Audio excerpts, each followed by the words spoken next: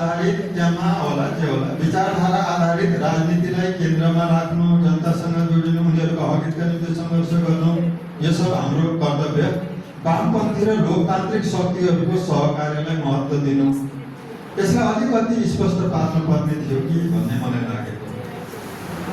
विचारधारामा आधारित राजनीति भनेपछि जुन दल भए पनि त्यो विचारमा अझै विचार स्खलित भएको कुरा पनि आयो, चाहे जो पनि विचार स्खलित भएर नै यो परिणाम आएको भन्ने कुरा स्वीकारोक्ति कार्यपत्रले गरेको छ।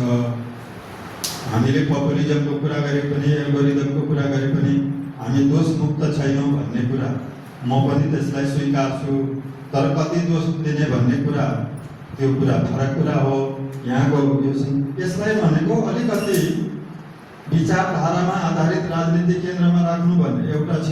अनि फेरि वामपन्थी र लोकतान्त्रिक शक्तिहरूको सहकार्य, यो कहाँसम्म सहकार्य हो? किन मैले यस्तो जोड्न खोजेको भने यो सहकार्य गरेको देखेर पनि मान्छे अलिक इरिटेट भएको छ नि त, अलिकति यो होइन, यो विचारै छैन कि सत्ताका लागि अब भन्ने जस्तै सहकार्यसँगै गरेको छ।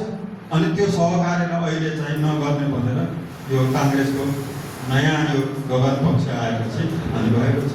यसमा धेरै जसो अब मत संरक्षण तथ्याङ्क छैन, तर भए पनि अब यसलाई अलिक फरक किसिमले कस्तो किसिमको सहकार्य भन्न खोज्नु भएको हो भन्ने कुरा जनतालाई चित्त बुझाइदिए हुन्थ्यो।